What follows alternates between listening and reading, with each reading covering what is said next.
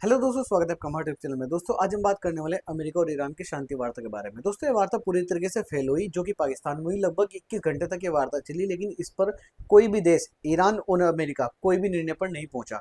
मेरा मानना है दोस्तों, अगर आप देखते होंगे, अगर मान लो कि लड़का लड़की की शादी होती है तो उसमें जो बिचौलिया होता है, अगर वो मजबूत होता है तो कुछ कमी लड़के की भी चल जाती है और कुछ कमी लड़के की भी चल जाती है। लेकिन दोस्तों यहाँ पर जो बिचौलिया था, बिल्कुल बेहद कमजोर बिचौलिया था, जिसको पूरी दुनिया गंदी नजर से देखती है, और वो है भी इसी लायक ही, यानी पाकिस्तान।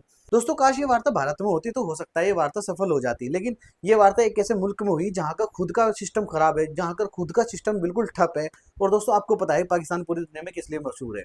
तो दोस्तों चलिए डिस्कस करते हैं। उस वार्ता में कुछ बातें, कुछ मुख्य बिंदु ऐसे थे जिन पर आपको गौर करने की जरूरत है। सबसे पहले बात करते हैं दोस्तों, ये वार्ता 21 घंटे तक चली, सभी को ही पता है। ये बिल्कुल फेल हुई, हर तरीके से फेल हुई। इस वार्ता का जो मकसद था वो सीज फायर करने के लिए थी, लेकिन इस पर कोई समझौता नहीं हुआ। फिलहाल जो अस्थायी सीज फायर था उसको स्थायी बनाने के लिए वार्ता रखी गई थी। दोस्तों अमेरिका का सीधा मकसद है कि भाई एक काम करो, तू परमाणु शक्ति ना बने, स्टेट ऑफ हॉर्मुज हमारे हवाले कर दे, यानी उस पर अपना नियंत्रण हटा दे। जबकि ईरान ने कहा अब ऐसा नहीं होगा, सारे कार्यक्रम लगातार चलेंगे, लेकिन अमेरिका की टांग बिल्कुल भी बीच में नहीं आनी। मतलब टांग अड़ाएगा तो टांग काट देंगे बिल्कुल अमेरिका। मतलब ईरान बिल्कुल खतरनाक मूड में है, और बिल्कुल बहुत अच्छा करा उसने जो डोनाल्ड ट्रंप को नीचा दिखाया अपने देश में। डोनाल्ड ट्रंप जो मीडिया होती है उसके सामने जाके कह रहा कि भाई हम ये युद्ध जीत चुके, अब इस युद्ध में कुछ नहीं रखा। तो फिर अगर इस युद्ध में कुछ नहीं रखा, फिर शांति वार्ता करने के लिए अपने जो है आदमी क्यों भेज रहा?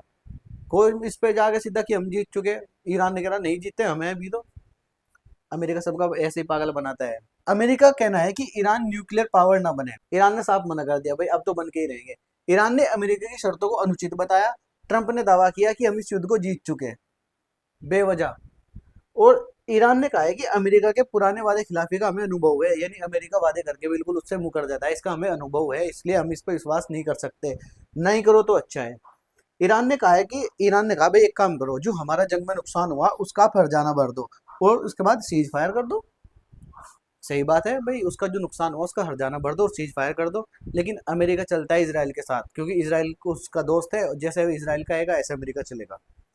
ईरान ने कहा है कि अमेरिका ने विदेश में जो उसकी संपत्ति को जब्त किया है, ईरान ने अमेरिका से विदेश में जब्त प्रॉपर्टी को छोड़ने की भी मांग की है। ईरान ने कहा अमेरिका को जो विदेश में प्रॉपर्टी है और वो तुमने जब्त की हुई है उसको छुड़वा दो, उसको छोड़ दो।